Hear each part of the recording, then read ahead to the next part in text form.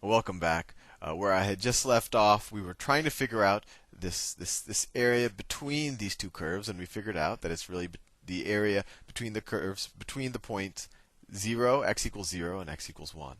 And I was proposing a way to do it. Let's figure out the entire area under the square root of x from uh, from from 0 to 1, and we can subtract from that this purple area, which is the area under x squared. So just based on the last example we did, we could just write the indefinite integral. And I'm not going to rewrite the fundamental theorem from calculus because I think you know that by now. Let me do it in a loud color, magenta. So I want to know the larger area, right? The area under just the square root of x. That's kind of like the combined area. Well, that's just from 0 to 1, the integral of square root of x, right? Because square root of x is the green function, dx. And I want to subtract from that the area from 0 to 1, what's under x squared. X squared dx. And I just want to make a point. This could have just been rewritten this way. You could just rewrite a new function, which is the difference of these two functions, and it would have been equivalent. You could have said this. This isn't kind of a step of the problem, but you could have done it this way. In fact, some people start this way.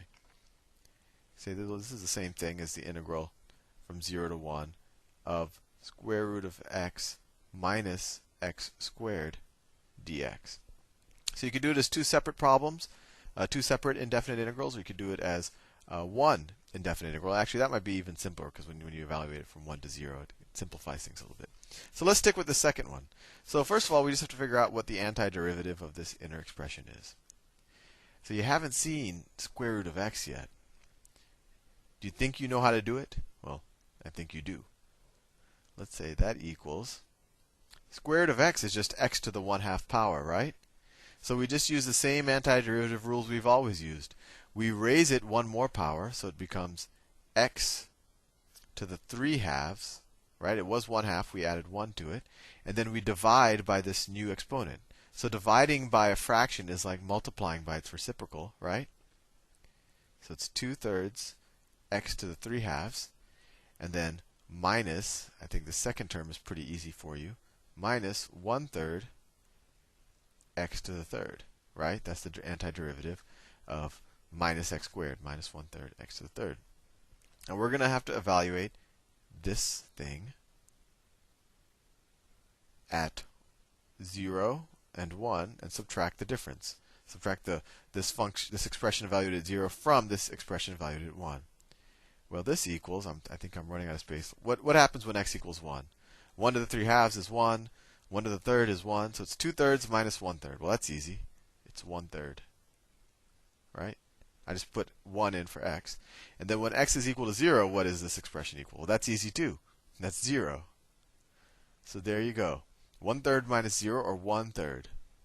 That's kind of neat. That the area between, I find this kind of exciting because you would, if I just by intuition I was like, oh, I have these two curves, and I mean, they do intersect at a nice integral number, a nice integer number, but what? It's probably going to be some really messy number of what the area is between these two curves, right? Maybe, who knows? Maybe it'll involve some, a circle involves pi, which is this really messy number. So maybe all curves have these kind of messy areas. But this one, it's just one of those neat things about math. The area between the square root of x and x squared is 1/3, which is a pretty clean number.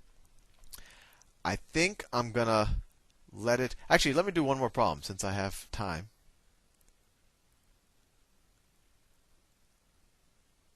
It's a bit of a trick problem. I mean, it's not. You might actually find this easy, but let's figure out the area between f of x is equal to well, just let me just, I don't know, x to the 5th. I'm going to do something simple. Let me draw it actually.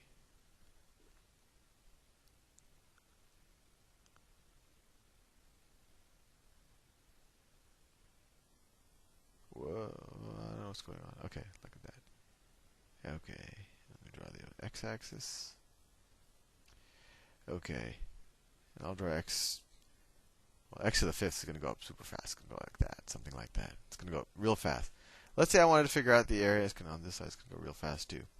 Between that, and instead of figuring out the area between the x-axis and that, f of x, I want to figure out the area between f of x and instead of figuring out this bottom area, right? Like the normal problems we've done, we would figure out this type of area, you know, between 2 points. Let's say I want to figure out the area inside of the curve.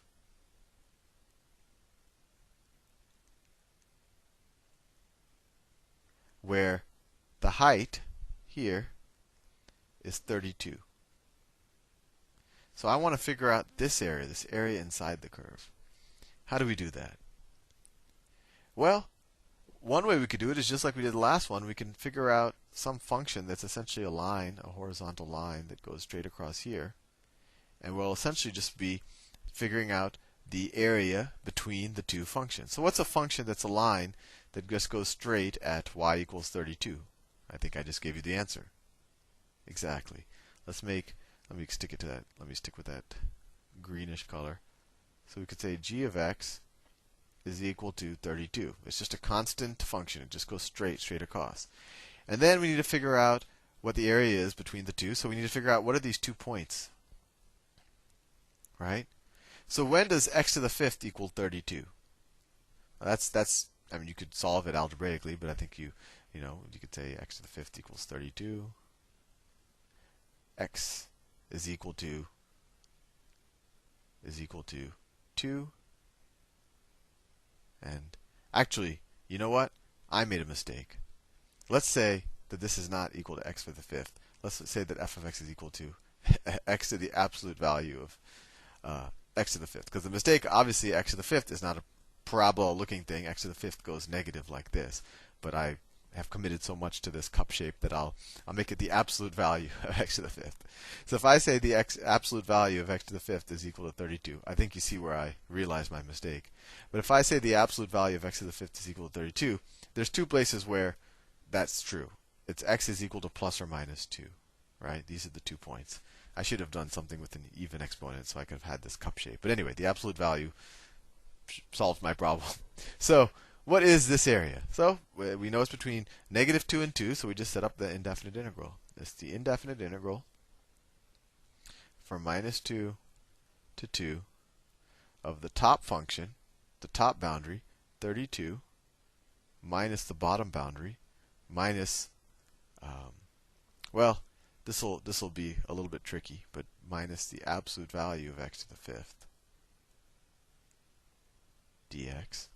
And actually, instead of doing this, I think you could see that there's symmetry here. So we could just figure out this area and multiply by 2, right?